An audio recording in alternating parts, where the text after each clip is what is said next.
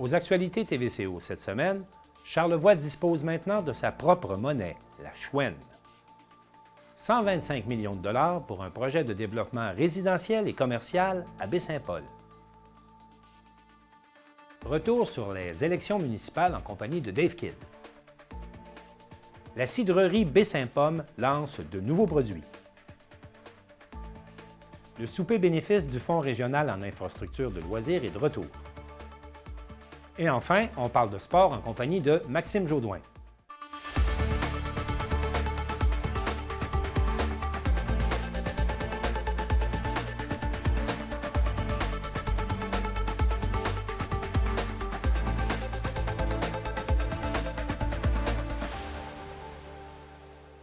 Charlevoix devient la première région au Québec à émettre sa propre monnaie, la Chouenne.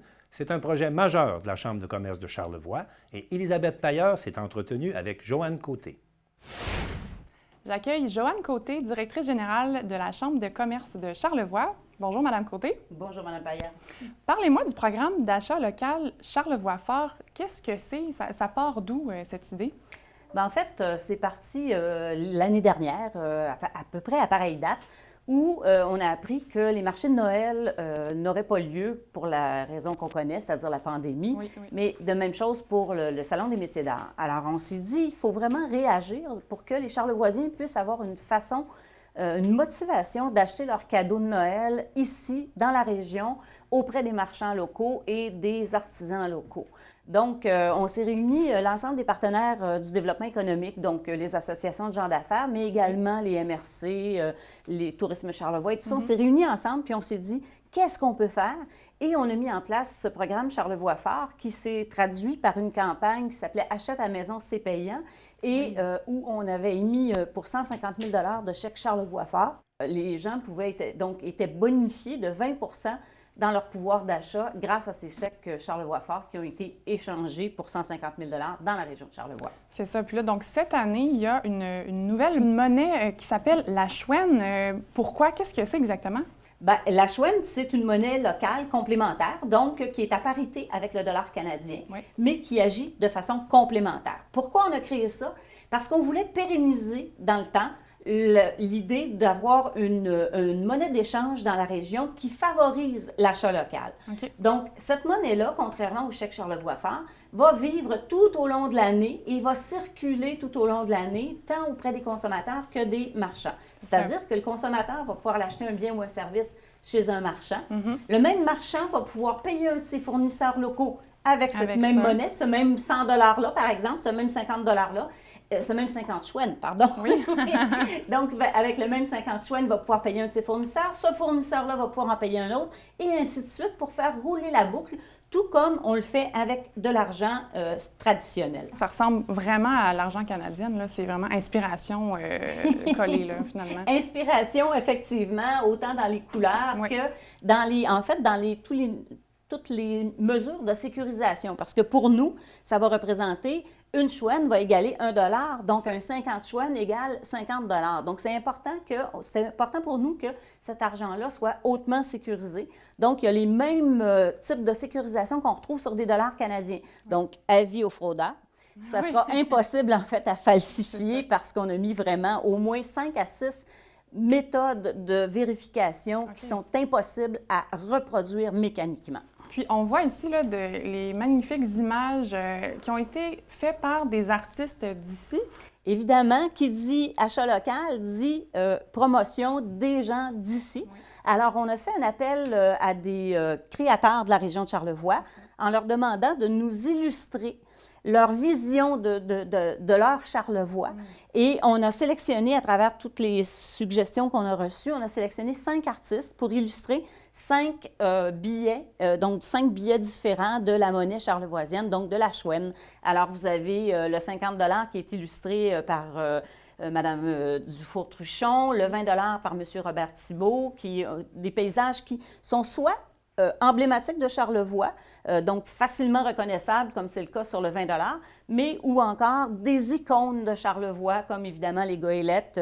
Donc, vous avez plusieurs artistes, les 5, qui sont autant de l'Est que de l'Ouest, qui ont été sélectionnés pour ces valeurs de coupure-là. Dites-moi, Mme Côté, est-ce que la chouenne va être également disponible en ligne ou par téléphone? Est-ce que c'est au niveau virtuel? Est-ce qu'on peut payer de cette façon? Tout à fait. Alors, ça, c'est la grande nouveauté aussi. On est de notre temps. C'est-à-dire que la chouenne va exister en monnaie papier, comme vous l'avez vu, mais elle va exister également sur une base numérique, ce qui veut dire que vous allez pouvoir créer un compte sur votre appareil mobile. Oui.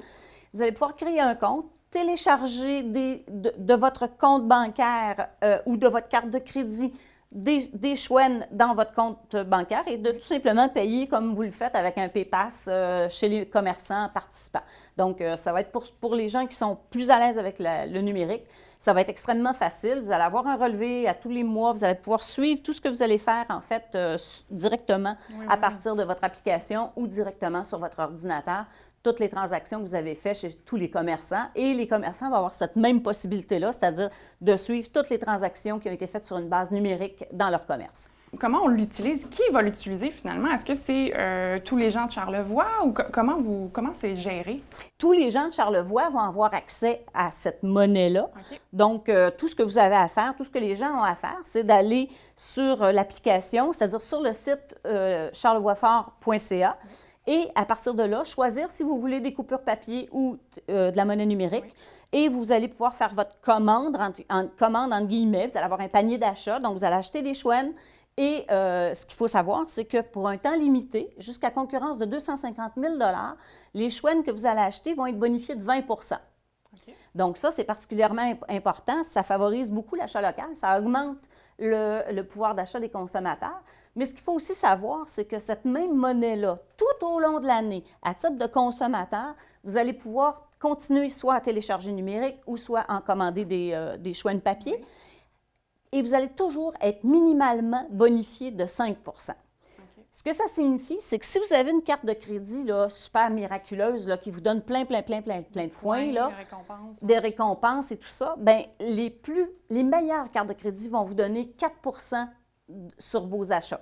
Okay. Ça, en boni dollars. Ces chouennes-là vont vous en donner 5 okay.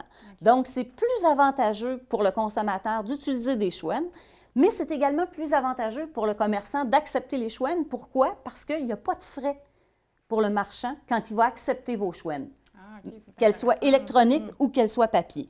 Donc, ce qui est contrairement aux cartes de crédit ou pour le commerçant, ça coûte 2, 3, 4 au commerçant à chaque fois que vous utilisez votre carte de crédit parce qu'en fait, les points que vous avez dans votre compte, c'est le marchand qui les paie d'une certaine façon.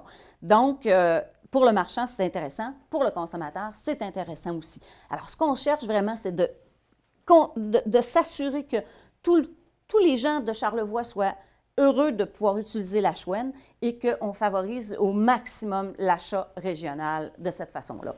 Puis, peut-être nous parler des coûts de l'opération. Est-ce que ça vous a coûté quelque chose, finalement, à créer cette monnaie-là virtuelle et papier? Bien, évidemment, oui.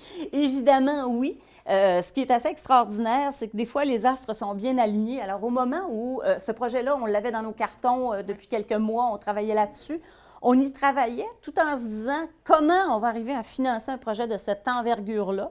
Et au moment où on était prêt à commencer à faire nos demandes de subventions à gauche et à droite, il y a un programme fédéral qui s'appelle Mes achats quelque pas qui est sorti. Et qui était géré par la Fédération des chambres de commerce du Québec. Oui. Et puis, ça nous a permis, qui était vraiment là pour favoriser l'achat local. Alors, notre programme fitait exactement dans les cadres de cette subvention et ça nous a permis d'aller chercher 155 000 de ce côté-là pour démarrer le projet. Et puis, en plus, bien, on a les partenaires régionaux qui nous ont sérieusement donné un coup de pouce également, qui aident aussi à la bonification. Donc, on a les MRC les 2 MRC qui ont contribué généreusement. On a la députée Émilie Foster qui a contribué également. Tourisme Charlevoix, la SADC. Donc, ce sont des partenaires qui ont tous mis la main à la pâte pour qu'on puisse réaliser ce projet-là. En terminant, Madame Côté, ce projet-là est d'une durée d'1 an ou ça va pouvoir se poursuivre là, dans les prochaines années? Le but de ça, de cette monnaie-là, c'est que cette monnaie-là circule aussi longtemps qu'on le souhaitera. Alors, ce projet-là, il ne va pas s'arrêter dans 6 mois, il ne va pas s'arrêter dans 1 an. On a, nous, déjà mis les bases pour les 3 premières années. Les bases financières et toute l'infrastructure est là pour les 3 prochaines années. Et ce qu'on souhaite, c'est que ça perdure dans le temps aussi longtemps qu'il le faudra et qu'on le pourra plutôt. Ce qu'il faut savoir, c'est qu'en Europe, il y a des monnaies comme celle-là qui existent depuis très longtemps et qui ont des millions d'euros en circulation et qui vivent depuis des dizaines d'années. Alors, on suit vraiment ce modèle-là, le modèle européen, et on souhaite vraiment que notre économie puisse fleurir, être davantage florissante grâce à cette initiative-là. Madame Côté, merci. Plaisir.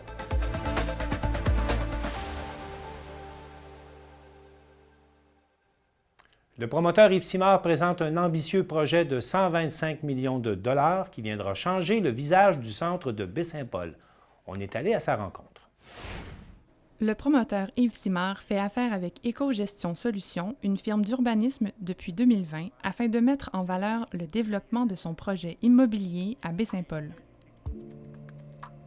Au printemps 2021, la Ville fait l'acquisition de la partie nord du site pour faire un parc agroalimentaire. Suite à cela, le plan d'aménagement d'ensemble voit le jour et passe le test auprès du service de l'urbanisme.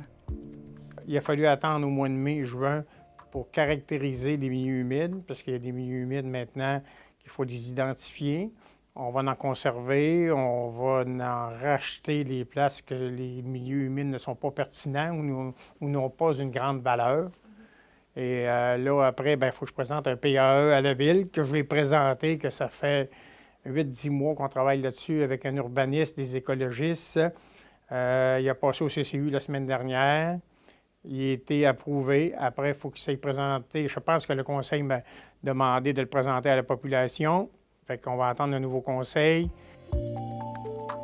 Le quadrilatère concerné est situé entre le chemin de l'Équerre, le chemin du Golfe et le boulevard Monseigneur de Laval, la route 138. L'objectif du projet est d'être en mesure d'offrir un secteur pour des logements abordables, des maisons et des commerces dans un environnement éco-responsable. On va essayer de trouver des partenaires. Moi, je pense qu'à Baie-Saint-Paul, il manque beaucoup de logements. C'est une opportunité d'affaires pour plein de gens. Faire des triplex, faire des 6 logements pour louer. Ça va être une très belle fenêtre pour ça. Les entreprises qui voudront s'installer dans la section commerciale auront l'avantage de faire partie d'un centre urbain tout en profitant des aires de repos et de végétation. Ma spécialité, c'est le commercial. Mais pour avoir du commercial, ça prend des gens. Ça prend des travailleurs, ça prend des jeunes, qui vont s'établir à Baie-Saint-Paul. Là, ça fait longtemps qu'il n'y a pas eu de terrain à Baie-Saint-Paul. La ville est comme il manque de logement. La ville est comme pognée là, dans un carcan qu'elle ne peut pas se développer. Puis pour développer une ville, il faut offrir des outils. Puis les outils, moi, je pense que j'ai vendu une partie pour faire le parc agro-touristique, que je trouvais ça très important, très intéressant, parce que ça va créer de l'emploi. Les gens vont rester à proximité, puis ça fait un ensemble. Puis plus ta population est active, plus tu as de l'investissement, plus ta population a grossi, bien plus c'est intéressant pour des chaînes de s'établir, amener des nouveaux services. Dans le plan d'aménagement d'ensemble, il est clair que l'optimisation de l'espace est mise de l'avant. Mais le projet de grande envergure ne se réalisera pas du jour au lendemain. Bien, le projet, là, je l'ai établi environ vers 10 à 15 ans de durée, OK? Fait que ça va jouer entre 125 et 150 millions, tout dépendamment de l'inflation, comment les maisons, les évaluations vont se dérouler. Dans le parc agro, il va y avoir 10, 15, 20 millions. Dans le commercial, on va peut-être monter à 40, 50 millions d'investissement. Puis les maisons aujourd'hui, bien, une petite maison, c'est comme 300 000, 250, 300, 325 000. Fait que s'il y a 300 unités, on est rendu à entre 75 à 100 millions d'investissement. La conservation des arbres matures est importante pour le promoteur charlevoisien. Un espace vert d'une superficie de plus de 23 000 m² sera d'ailleurs inclus dans l'écoquartier des Moissons. Élisabeth Pailleur pour TVCO.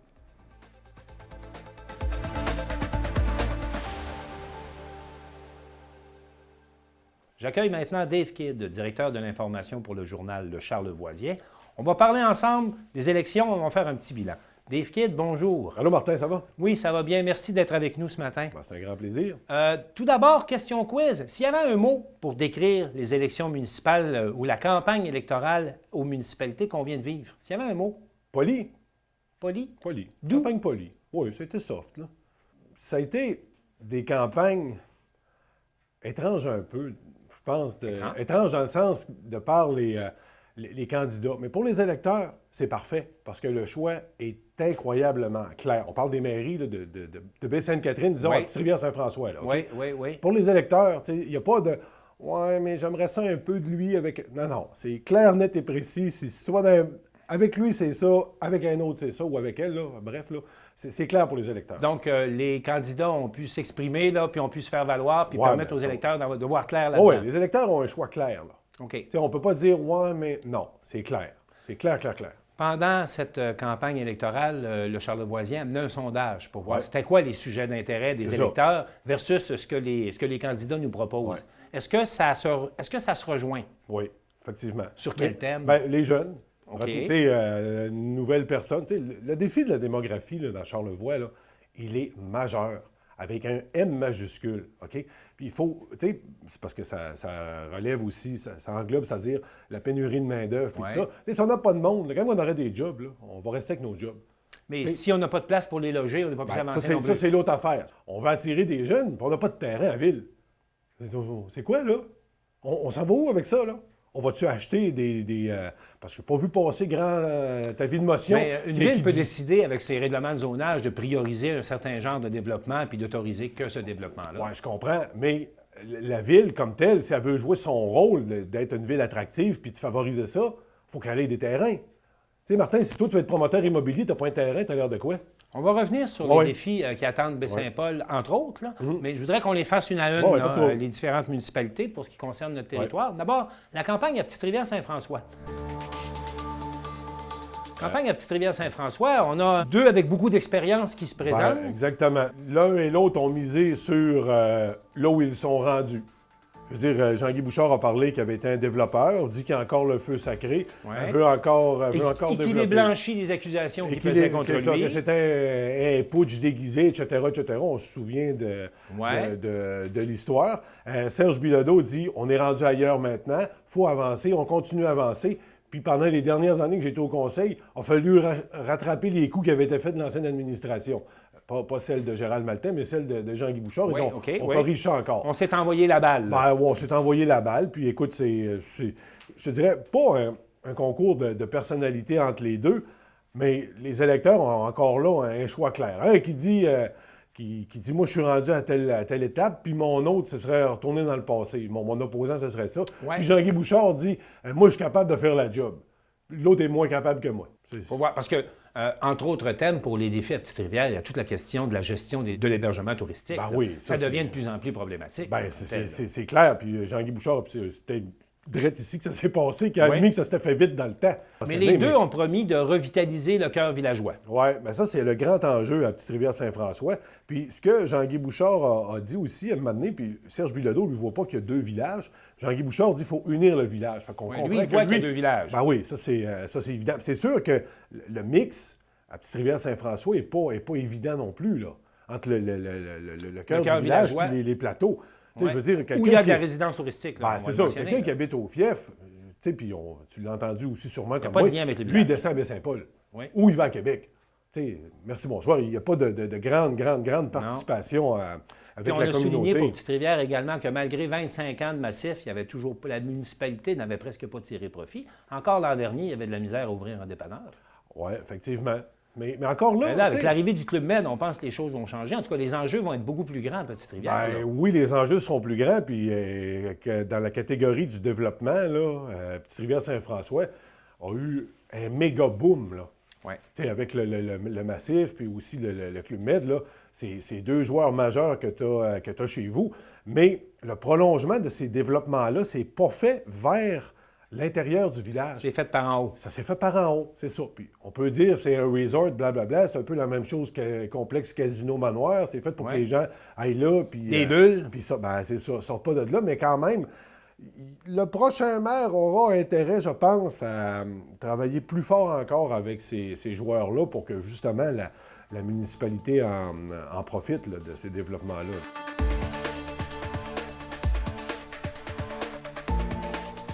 Parlons maintenant de l'île aux Coudres. Oui. On peut-tu faire une campagne à l'île aux Coudres sans mettre le traversier au centre de la discussion? Impossible. C'est impossible. C'est vraiment... C'est au centre de la question, Ah, ça. oui, tout à fait. Puis c'est toujours au centre des discussions. Puis on l'a vu aussi quand le gouvernement du Québec, Mme Foster, a dit qu'elle allait avoir une étude pour relocaliser. Oui, relocaliser. Alors, on a vu que la question du traversier, tous les problèmes, tous les maux, tous les avantages que les insulaires voyaient à ce déménagement-là, ça avait ressorti. Alors, c'était évident que le bateau... Ça aurait été un candidat qui n'aurait pas parlé de du service de traversier dans sa campagne, il aurait manqué le bateau. C'est aussi simple que mais ça. par contre, on a l'impression qu'il n'y a pas de rame, lui, pour faire avancer le bateau. Ben, le maire de l'île aux Coudres, a-t-il vraiment du gros pouvoir pour intervenir sur la Société des traversiers? Le seul pouvoir qu'il peut avoir, d'après moi, c'est un pouvoir de persuasion. Puis il faut négocier... Est-ce qu'on les a sentis persuasifs pendant la campagne? Ben, on a senti que les deux avaient des solutions, avaient la même idée, mais pas les mêmes moyens pour y arriver. Moi, c'est un peu comme ça que je Un vois a ça. écrit des lettres, deux, l'autre veut aller les rencontrer. Ben, en fait, un a dit ça se fait, l'autre a dit ouais, mais on l'a essayé puis ça marche pas, mais on a intervenu. C'est quoi les autres enjeux à l'île aux Ben, Coudres? c'est la même chose qu'ici. Je veux dire, il y a la question du logement, Ouais. ça en prend là-bas. Eux, il y a de l'eau potable aussi, là, comme L'eau comme potable, ça enjeu. coûte Là. une fortune. Écoute, le premier projet, je pense, ça avait été... Puis là, c'était... à l'époque, c'était Rosaire Bertrand qui était député quand ça avait été annoncé. La première phase d'aqueduc, c'était 30 millions. Là, l'étude dit que ça coûterait à peu près 22 pour le secteur. Là, on va probablement se rendre à 35 aussi, là. Voyons. Ben, ils n'ont pas la population pour être capable de. Ben là, puis il y a pas de ils n'ont pas les revenus fonciers pour Ben être capable non, de là, financer des chantiers comme ceux-là. C'est incroyable, tu sais. Aussi étrange que ça peut paraître, tu es sur une île, tu manques d'eau. Tu sais, quand même, là, Il y a des enjeux. Il y a des enjeux pour l'île aux Coudres.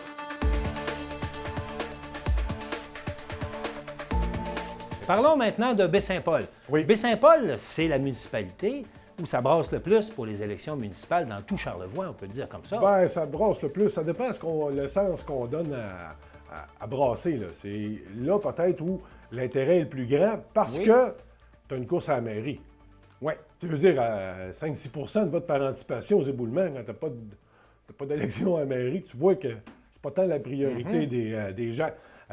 Oui, ici, l'intérêt est relevé parce qu'on a des candidats qui courtisent pas nécessairement les mêmes électeurs ou courtisent les mêmes, mais pas avec le même discours. Là. Bien, on a souvent entendu parler, là, puis on entend ça dans les commentaires, il y a un peu d'âgisme là-dedans. Ah, là. clairement. Les là. jeunes contre les vieux, là. Ouais, ben, clair. Ça apparaît comme ça. Là. Les candidats disent qu'ils ne le voient pas parce Ouais. que, bon, tu sais, je parlais avec Michael Pilote qui me disait il y a une madame de 90 ans qui m'a écrit sur Facebook, puis etc. Fait que, tu sais, on s'entend que, tu sais, je veux dire, c'est peut-être que ça s'alimente, là, au café, entre 4-5 gars, là, qu'on dit c'est le jeune contre le vieux, peut-être ça se dit ça. Puis le Goudron, à l'inverse, dit aussi qu'il y a des jeunes qui sont pour lui. Bon, ben, tu sais, ça fait que c'est dur à... C'est dur à dire, mais je pense que c'est dans l'isoloir que la grande question va arriver, tu sais. Exemple, là, ceux qui disent qu'il va y avoir un grand vent de jeunesse sur Baie-Saint-Paul. Bon, ben là, ton vent de jeunesse, tu l'envoies où, le vent? Là? Tu le fais souffler de quel bord? Tu le fais souffler à la mairie? Tu le fais souffler au poste de conseiller? Mais là-dessus, là, un vent de jeunesse à la mairie, c'est quand même deux conseillers sortants qui se présentent. Là. Ni un ni l'autre. Il y en a un qui est là depuis 4 ans, l'autre est là depuis 8 ans. Il n'y en a aucun qui peut dire « Je suis le changement ». Aucun. Ils sont là depuis 4 ans. Les deux, minimalement. Fait que le conseil sortant, c'est leur conseil. Puis on n'a pas entendu trop de critiques non plus, là. Sur les actions qui avaient été posées. Non, ils ne pouvaient pas tirer dans leur canot, là. Ça aurait bien été Par le bout. ailleurs, avez-vous l'impression qu'on s'est beaucoup retenu, les deux candidats à la mairie, de prendre des engagements? Parce qu'au moment où on se parle, est-ce qu'on est plus face à des animateurs ou bien face à des leaders à Baie-Saint-Paul? Moi, je pense que le temps à aller jusqu'au moment où Jean Fortin est encore... il est toujours officiellement là, Oui. mais tant que M. Fortin n'avait pas n'étaient pas partis. Lâcher prise. Lâcher prise. Les deux étaient comme... L'ombre de Jean Fortin flottait toujours sur la ville. Puis là, on s'entend, là, on ne se comptera pas de mensonges, toi puis moi, un matin ici. L'ombre de Jean Fortin va flotter pendant encore une couple de mois là, sur Baie-Saint-Paul. Entre autres, avec l'administration municipale en place qui a servi M. Fortin toutes ces années. Là. C'est ça. Non. Puis, oui, ça, c'est une chose. Puis ça, puis je suis allé faire du porte-à-porte à un moment donné dans Transime. Puis les candidats à mairie doivent tenir compte de ce que les gens ont dit. Puis c'est sûr que c'est facile de chialer après des fonctionnaires, OK? Puis moi, je suis convaincu là, qu'il n'y a pas un employé qui rentre à l'hôtel de ville de Baie-Saint-Paul en disant « Moi, aujourd'hui, je suis venu perdre mon temps. OK, je ne travaillerai pas pour les citoyens. » Moi, je suis convaincu de ça. Il n'y en a aucun qui dit ça. Mais peut-être que la direction que cette ville-là doit prendre, et quand je parle de la direction, c'est vers où la ville s'en va. C'est quoi que Baie-Saint-Paul, ça veut dire pour les citoyens? C'est où on amène notre monde? On est-tu la ville... Souvent, on a dit la ville des arts, blablabla. OK? Là, on parle beaucoup de familles, de jeunes. On revient là-dessus encore. Le manque de logement, le manque de structure d'accueil. C'est ça. Si on dit qu'on est la ville, une ville accueillante pour les familles, bien là, il faut le montrer. Qu'est-ce qu'on fait là? Comment on se pogne là-dedans? Puis les candidats ont fait quoi par rapport à ça? Les deux candidats à mairie? Ils veulent attirer des familles et des jeunes. C'est ça qu'on dit. Donc, on reste dans les principes. Là. On est tout le temps dans les principes. Ça va être important de voir... après le budget, qu'est-ce qu'on va dire?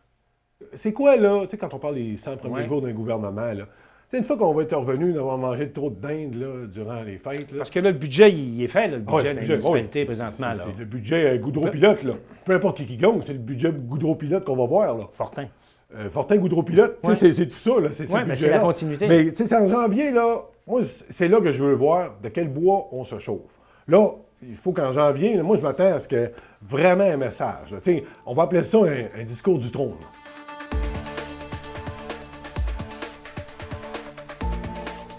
Vous avez suscité beaucoup de questions sur la question de la circulation. On va terminer là-dessus. Oui. Là. Puis la circulation, on parle beaucoup de Baie-Saint-Paul, mais c'est un petit peu partout également des problématiques de circulation. Avez-vous l'impression que cette campagne-là a au moins permis de mettre ça en lumière puis de trouver des solutions? Clairement, puis j'étais assez content de voir que les citoyens aussi s'en ont mêlés. Il y a eu des lettres ouvertes, il y a des pétitions. Puis oui, j'ai une vision d'un automobiliste. Je ne m'en suis jamais caché. OK. J'ai pas de problème, puis je suis pas encore capable... Un deuxième lien? Je suis pas encore capable. Comme à Québec, Québec a son troisième lien, donc on aurait notre deuxième lien. Si on veut nous faire un tunnel, il n'y a pas de problème. Non, je dis ça à la blague, là. Il n'y aura pas de tunnel ici, mais il faut vraiment que ça se règle et que ça avance. Je suis convaincu que cet été, là, l'été 2022, je suis convaincu qu'il n'y aura rien de réglé pour l'été prochain. OK? C'est sûr qu'il n'y aura rien de réglé. Bien, on promet des comités. Oui, il y a eu des comités, puis des études, rencontres avec le MTQ, puis... Mais, tu sais, au moins, ça brasse un peu, là. Mais moi, je ne lâcherai pas, là. Le petit tableau que je publie tous les semaines dans le journal, il va rester là, là. Je les lâche pas, mon Martin, là. C'est sûr que je continue. Mais quand je dis que je ne m'attends pas à rien, c'est que je m'attends minimalement que ce qui avait été promis cette année, puis annoncé, puis on avait budgété tout ça, que ça se fasse. La question des signaleurs en période de grand achalandage, il faut le faire. Il faut vraiment, là. Ça me tente. J'écrirai pas encore un foutu bordel à tous les mois de septembre au journal. Ça n'a aucun sens, là. Mais je m'attends à ce qu'il y ait des choses de faites. Non, on n'aura pas le plan pour l'été. Je suis bien d'accord avec ça. Puis il faut surtout regarder comment, si le quai de ménage à Cap au Diable, là, on fait ça. On passe par où, là? T'sais, on ne fera pas une route d'une montagne de même, là. Voyons, on oublie ça. Fait que tout ça, il faut que ça se mette en place. Mais je m'attends à ce qu'il y ait des choses cet été de fait, là. On ne peut pas rester dans la même affaire. Écoute, je suis à peu près certain... Il y aura une amorce de solutions cet été. Oui, je suis à peu près certain que si on parle beaucoup là, de la desserte de la Corporation Mobilité Charlevoix, là, la Corporation va-t-elle vraiment envoyer 2 autobus de plus dans le trafic ici? En pensant retirer des voitures de la circulation? Non, en voulant offrir un service à des usagers. Tu sais, si tu respectes, tu as déjà pris l'autobus là, à Montréal? Bon, OK. Les embouteillages, c'est important que ça parte à l'heure et que ça arrive à l'heure. Mais tu sais, je te dis juste que l'enjeu est majeur.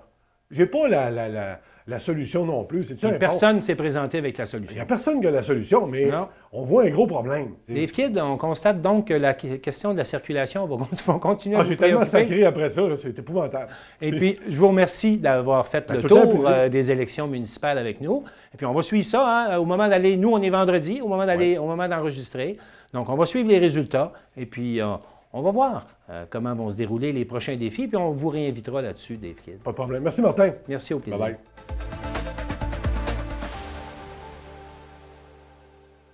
Il arrive régulièrement que de nouveaux producteurs nous présentent de nouveaux produits issus du terroir, et Elisabeth Tailleur en a rencontré un.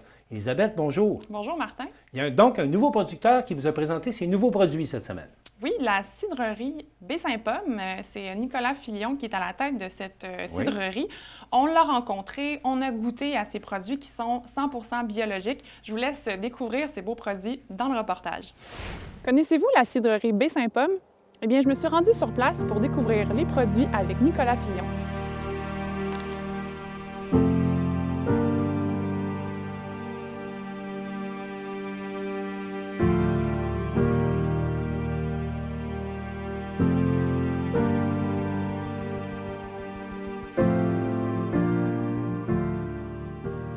L'idée de faire du cidre est partie de vouloir mettre la terre en valeur. Oui. Puis, on avait des pommiers déjà sur la terre, OK. en bonne quantité. Fait qu'on a exploré cette idée-là dès 2014. OK. Puis c'est quel type de pommes que vous avez? C'est des pommiers sauvages principalement. OK. On avait un ancien verger de ferme de 1920-1930 qui est complètement disparu aujourd'hui. OK. Fait que aujourd'hui, à la place de ce verger-là, et plus haut dans la montagne, dans les anciens pâturages, ce sont tous des pommiers sauvages qui ont été plantés par les ours. Ah oui? Ouais. OK. Donc, tout ça est vraiment naturel. Oui. Il n'y a pas de clonage, il n'y a pas de greffage. Oui. Ce sont tous des pommes qui ont poussé à partir de pépins, qui ont transité par un estomac. C'est ça, exactement. Puis, mis à part cette particularité-là, c'est quoi la particularité de la pomme, finalement, d'un pommier ancestral ou artisanal? Un pommier ancestral, c'est une vieille variété de pommes. Nous, on utilise aussi quelques anciens vergers de ferme abandonnés dans la vallée de Baie-Saint-Paul et des pommes sauvages qui n'ont pas de variété, qui sont issues de la graine. Parce que des pommiers qui sont des anciennes variétés, ce sont des clones. La Macintosh, toutes les Macintosh, autant d'arbres qu'il y a, c'est un clone. Un verger sauvage, il n'y a pas eu d'entretien à la base. C'est pour ça qu'ils ont réussi à pousser. Aujourd'hui, récupérer tout ça, c'est quand même beaucoup d'ouvrage. Les ours, ils n'ont pas eu les lignes ils n'ont pas eu l'idée de planter en ligne. Fait que l'entretien est beaucoup plus difficile pour la mécanisation. Dans la montagne ici, Oui. on a 1300 pommiers sauvages au-dessus. OK. Puis on en coupe de temps en temps là, qui sont un peu mal à manger ou qui ne correspondent pas à nos standards de pommes. Qu'est-ce qui vous a charmé, finalement, dans ce type d'arbre? C'est le goût. Les pommiers sauvages ont des goûts qui sont souvent moins intéressants pour la consommation. Ils ont plus d'amertume, ils ont des fois de l'astringence. OK. Donc ça assèche en bouche. Mais pour faire du cidre, ça devient très intéressant.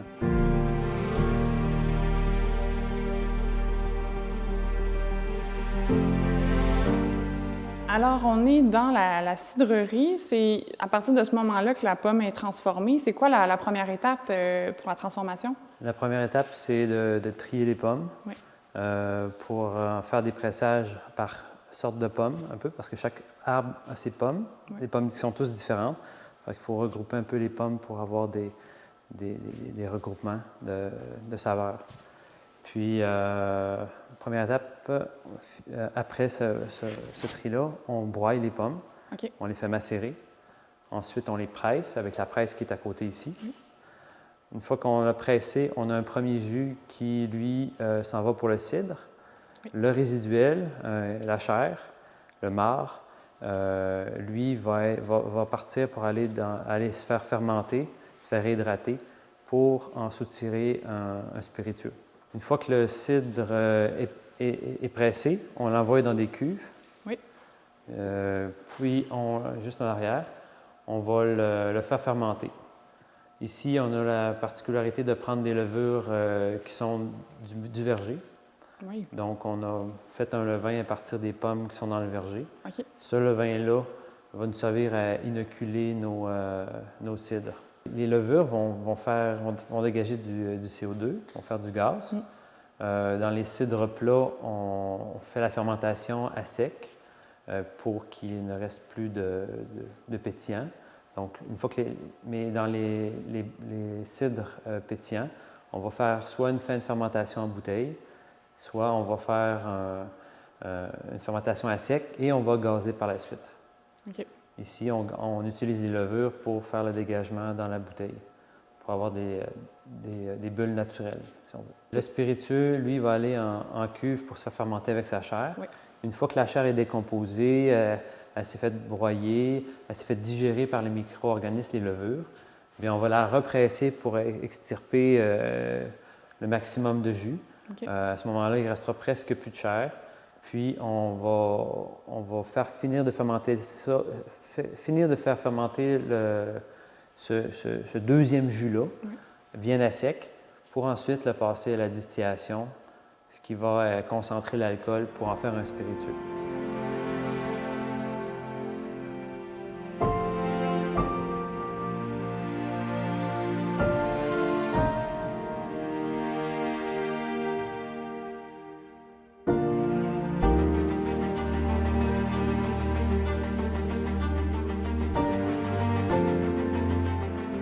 Alors, c'est le moment de la dégustation.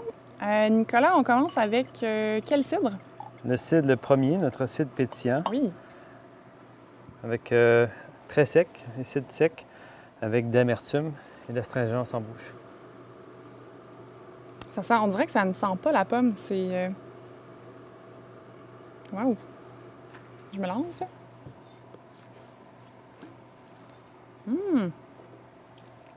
Oui, absolument. On sent vraiment l'amertume.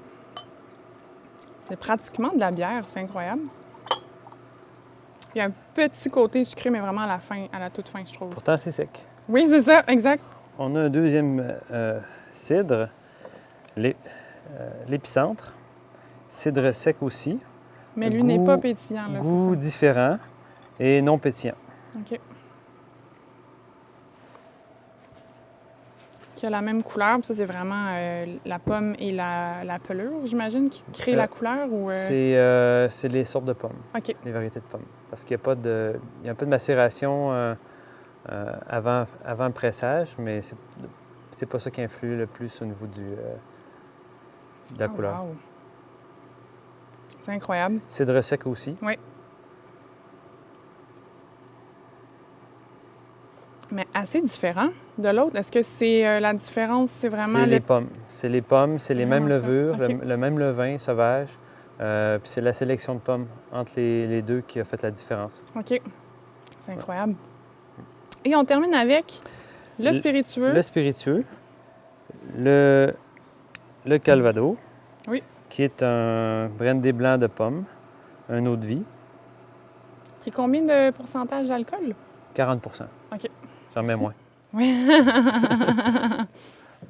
Boire bien froid, chacun des produits. Le Calvados pourrait être mis au congélateur, OK. Carrément. puis servi sur glace pour étirer les arômes.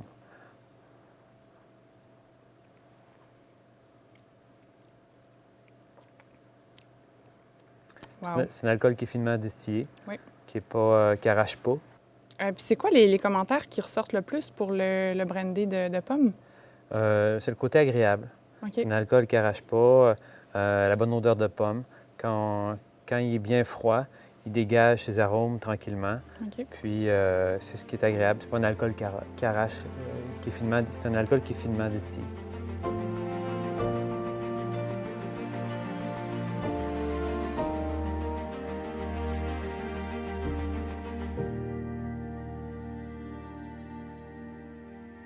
Merci beaucoup, Nicolas. Alors, on invite les gens à découvrir les produits de cidre et spiritueux à la cidrerie Baie-Saint-Pomme. Santé!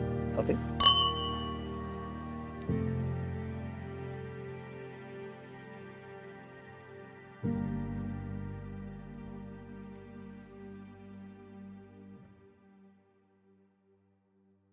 C'est maintenant le temps de parler de sport local, mais également du sport des grandes ligues en compagnie de Maxime Jodoin.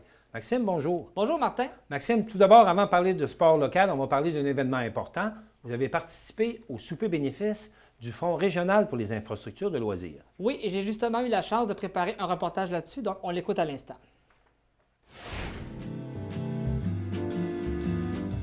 Le souper bénéfice du Fril était de retour après un an d'absence pour célébrer la 11e édition. Pour M. Gaétan-Sirois, c'est un retour agréable malgré l'incertitude.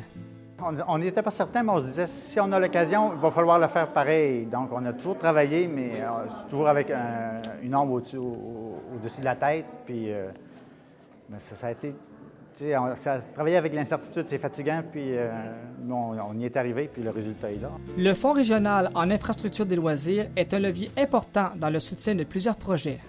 Oui, bien, en fait, on se sert de levier. Hein.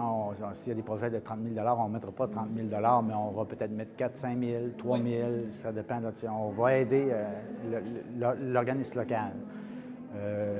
Oui, c'était rendu, c'est important. Au départ, si on remonte en 2006, 2007, 2008, quand on a pensé au projet, les infrastructures dans les municipalités, ils avaient besoin d'un peu d'amour. Par la suite, sont arrivés des programmes des MRC, puis il y a eu d'autres programmes, mais au départ, là, il y avait un manque criant. Un comité est également mis en place pour bien répartir les fonds amassés. Après 10 ans, on commence à être pas mal connu dans les municipalités. Quand, mettons, une municipalité a un projet je sais pas moi, faire un terrain de tennis, bon, bien, ils vont chercher les formulaires, montent le dossier. Peut-être plus rénover le terrain de tennis que faire un terrain de tennis, parce que c'est un gros budget, là, mais en tout cas, ils nous soumettent le dossier, puis j'ai un comité d'entreprise qui inclut 2 municipalités, qui inclut la Malbaie et Baie-Saint-Paul. Puis il y a 4 entreprises privées là-dedans. On a Tremblay Frères, Simard Suspension, on a une notaire, Nancy Bouchard, puis on a Claude Bouchard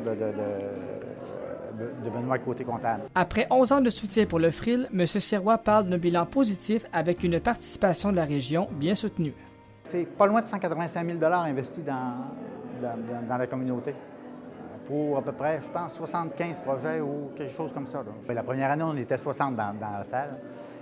Puis les 2 dernières années, avant la pandémie, on était aux alentours de 300. Maintenant, 250 pour une reprise, c'est bon. Moi, je m'attendais à avoir une cliente, à avoir à peu près entre 150 et 200 personnes à soir. Des invités de marque sont nombreux à chaque année et pour la population, c'est un événement bien accueilli. Des athlètes dans Charlevoix, il y en a beaucoup qui ont fait le tour. Parce que pour le 10e, on a invité 10 athlètes de la région. Puis ça a pas été, on aurait pu en mettre 20 dans la salle, je pense, les personnalités. Là. Quand on commence à chercher, c'est assez impressionnant. Puis ces gens-là, bien, c'est des ambassadeurs. C'est global. Là. Les gens viennent ici, s'amusent. C'est devenu un événement. Et pour certaines personnes, il y a un de mes partenaires qui me dit « Moi, c'est ma soirée annuelle. Là. Il faut que tu la fasses. L'année passée, il était vraiment déçu. Et c'est sa soirée. Là. Les gens y tiennent. Les entrepreneurs viennent ici par choix. C'est pas comme un autre événement où ils se sentent imposés, mais ils viennent ici par choix, ils s'amusent, puis ils s'échangent, puis des fois, il se passe des belles choses. Le Fril est désormais bien reconnu dans la région et continuera de soutenir sa population en 2022. Maxime Jaudoin pour TVCO.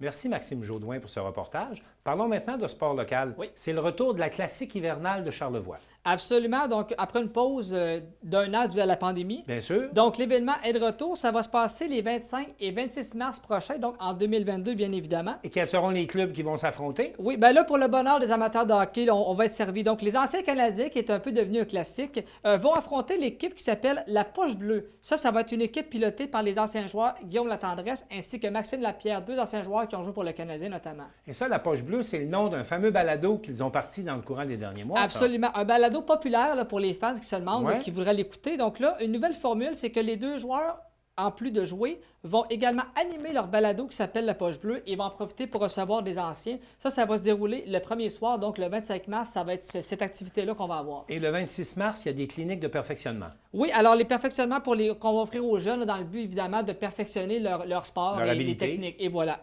Voilà.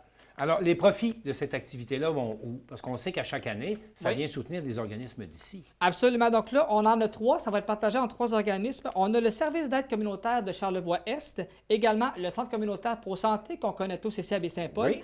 et Fonds régional d'infrastructures de loisirs mieux connu sous le nom de Frill. Dont on vient de parler. Et voilà, et voilà. Et au travers de ces alignements, il y a quand même 2 joueurs locaux qui vont porter le chandail. Absolument. On parle de Sébastien Thibault de chez Hyundai, Jean-Roch Thibault, qui va être un des joueurs vedettes locales, et également Roch Boulian, lui de Solugaz également, qui vont participer à cette fameuse classique-là. Donc, à ne pas manquer les 25 et 26 mars prochains. Oui, exactement. Par ailleurs, les assouplissements au niveau des centres de ski font des heureux dans la région. Oui, donc les centres de ski sont très contents. On pense également au Mont-Grand-Fond et aussi au massif à Petite-Rivière-Saint-François. Donc là, on a plusieurs nouvelles, bonnes nouvelles, là, vu les assouplissements.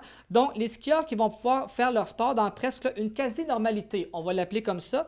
Donc, le passeport vaccinal de 1 qui va être requis pour les 13 ans et plus, ça va servir de 1 pour les remontées mécaniques et l'accès au chalet. Donc, tout ce qui est la portion restauration, toilette et ce qui est à l'intérieur va nécessiter le passeport vaccinal, mais avec ça, on va y avoir accès. Là. Donc, on le dit tout de suite, pas de vaccin, pas de ski cette année. Oui, c'est un peu ça. C'est un peu ça qu'il faut retenir dans cette chose-là. Pour les files d'attente, l'autre bonne nouvelle, c'est que le couvre-visage va être recommandé, mais ne sera plus obligatoire à l'extérieur. Donc ça également, là, on fait un pas de plus vers la réussite, là, on va le dire comme ça. Oui. Et aussi, je tiens à préciser que le passeport pour les activités extérieures individuelles, comme le ski de fond et la raquette, le passeport ne sera pas nécessaire. Donc, une autre bonne nouvelle également qu'on rentre en ligne de compte dans ces sujets-là. Parlons maintenant du sport des grandes ligues. Oui. Parce qu'on a une nouvelle qui nous est arrivée. Là, Laurent Duvernay-Tardif change de club. Oui, et il y avait beaucoup de rumeurs à son sujet, là, vraiment, lui qui avait perdu un peu son poste de partant là, avec les Chiefs à cause d'une blessure et ainsi de suite. Donc, il a été changé par les Chiefs aux Jets de New York. Là, une question de temps de jeu. Il y a beaucoup de choses qui sont rentrées en ligne de compte par rapport à ça. Donc, Laurent Duvernay-Tardif aura passé 6 ans avec les Chiefs. L'équipe, d'ailleurs, qui l'a repêché en 2014, il a remporté un championnat avec eux, c'était en 2020. Et je veux rappeler qu'à la fin de la saison, Laurent sera libre comme l'air, donc pourra signer avec l'équipe qu'il voudra, à moins, bien sûr, qu'il ne signe un nouveau contrat avec les Jets. Mais ça, c'est à la fin de l'année que ça va se décider. Et là, on pourra voir si son amour du football est assez fort pour poursuivre. Absolument. Parce que c'est quand même pas l'argent qui lui manque. Non, honnêtement, je pense que les salaires sont bien présents. C'était vraiment le côté temps de jeu. Ce gars-là voulait jouer. À Kansas City, il avait perdu son poste à cause d'une blessure. Donc, je pense qu'il ne s'est pas battu pour demeurer. Hein. Il a dit « j'y vais ». Donc, je pense que la transaction, pour lui et pour les équipes, c'était gagnant-gagnant. Par ailleurs, le Canadien, est-ce qu'on peut dire que c'est le retour du sauveur avec le retour de Carey Price? Ouais, ben là, oui, la bonne nouvelle, c'est que Price revient dans la métropole. Donc, il va compléter dans les prochains jours son 30 jours programme d'aide qu'on avait parlé. Donc, il revient dans les prochains jours. Mais là, attendez-vous pas à un retour là, dans 2 jours. Là, ça ne sera pas le cas. Dominique Ducharme, l'entraîneur-chef, qui lui a dit c'est au moins 2 semaines d'entraînement minimum pour lui permettre de retrouver son synchronisme, également ses repères, puis aussi la chimie avec ses joueurs. Donc là, on parle d'un possible retour à compter du 20 novembre, potentiellement face aux Prédateurs de Nashville à Montréal. Et c'est sûr et certain que quand il va revenir, là, on va le faire devant ses partisans. Ça, c'est une question de logique. Donc, j'ai hâte de voir comment ils vont jumeler ça. Mais même s'il ne joue pas sur la glace, c'est sûr et certain que c'est juste sa présence dans le vestiaire en termes de leadership va être importante. Vous pensez que ça peut améliorer les résultats décevants du Canadien? Écoutez, Price, on sait que le club est bâti autour de Price. Donc, quand il n'est pas là, on voit les résultats un peu que ça fait présentement. Je ne dis pas que c'est le sauveur tout-puissant, mais c'est sûr que leadership et en termes de leadman de plateau, là, si je peux le dire comme ça, là, je pense que lui va être le joueur tout désigné. Maxime Jodoin, merci beaucoup. Merci. Alors, c'est tout pour cette semaine. On espère que ça vous a plu. Au nom de toute l'équipe de TVCO, je vous dis à la prochaine.